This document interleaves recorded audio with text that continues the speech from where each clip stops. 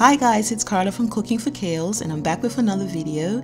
And if this is your first time here, welcome. Thank you for stopping by. I really appreciate it. Today we're making an apple and cinnamon bread. So this recipe is highly requested in my family. Both James and Caleb really love it. I love it too.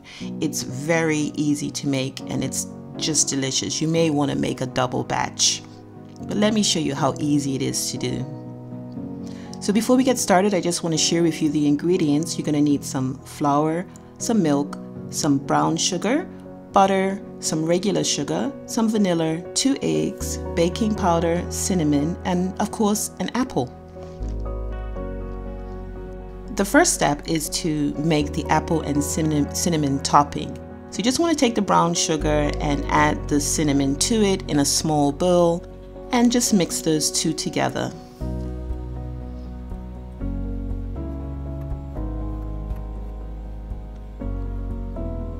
And then set that aside. And next you want to prepare your loaf pan. So you want to use a 9-inch loaf pan, and I have a loaf pan liner, which is very convenient, but you could also butter and put a little bit of flour in your loaf pan to prepare it if that's what you have. The next step is to cream the sugar and the butter. So to a bowl you want to add the sugar and also the softened butter. What I'm using here is a brand called I Can't Believe It's Not Butter, and in the UK they also have one called Stork, which is sort of a mixture of butter and oil, I believe. It's really great for baking, but you just want to make sure that your butter is soft. And I also want to show you that it's so easy to do with just a fork. You can cream butter and sugar by hand just by using a fork and a little bit of elbow power. So you no need for any fancy equipment. And the next step is to add your eggs, and you want to do that one at a time. So crack the first egg in and then just use your elbow power and mix it all together. Good exercise for your arms.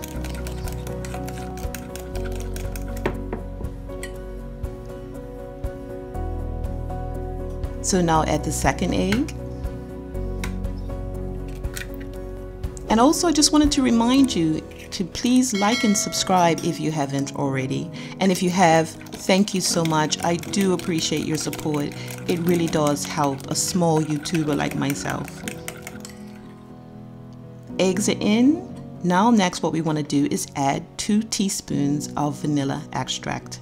And I'm just eyeballing it here. Vanilla is just so lovely. It's just one of those ingredients that you just have to use in your baking. Elevates it and makes it taste so much better. So now that the wet ingredients are done, we're going to add the dry ingredients. So first goes in the flour and then the baking powder.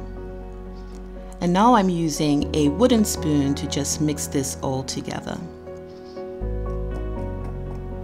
So simple to do.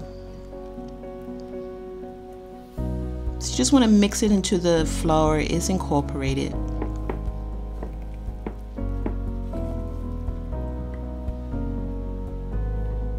Next you just want to add a little bit of the milk to start and mix that in, because right now the batter is quite stiff, and adding that little bit of milk just loosens it up a bit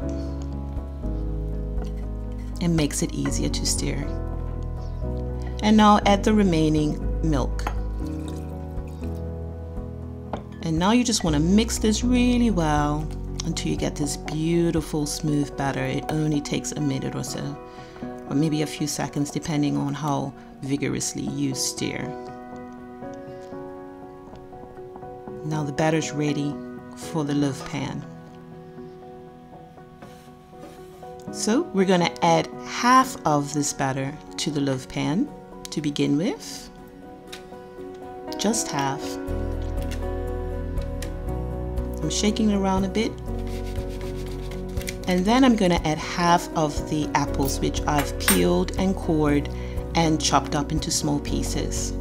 And here you want to use a baking apple, and varieties such as the Granny Smith is good, or Fuji. And on top of the apples you want to add half of the cinnamon and sugar mixture. This creates a nice layer of apple and cinnamon in between the bread once it's baked. It's just lovely.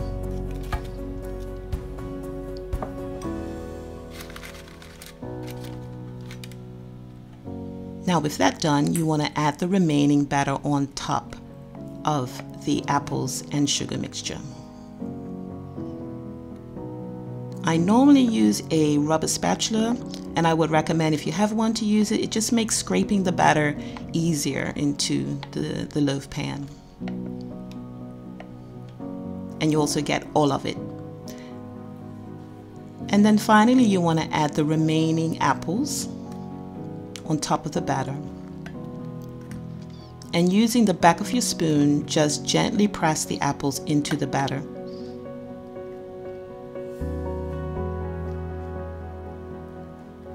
And the final step is to add the remaining sugar and cinnamon mixture. And you just want to spread that evenly across the loaf pan. In an even layer, pushing it out to the edges with the back of your spoon. So easy to do.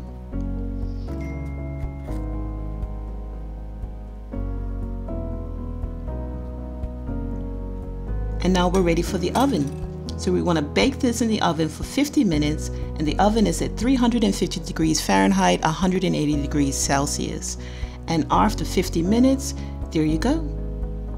That's the final result, guys. Look at that caramelized sugar and apples at the top and how beautiful those edges look. That's the final result, guys. Thank you for watching to the end. I really appreciate it. I hope you enjoyed this video, and if you did, please like and subscribe if you haven't already. And whatever you do today, have a great day, and I'll see you in the next video.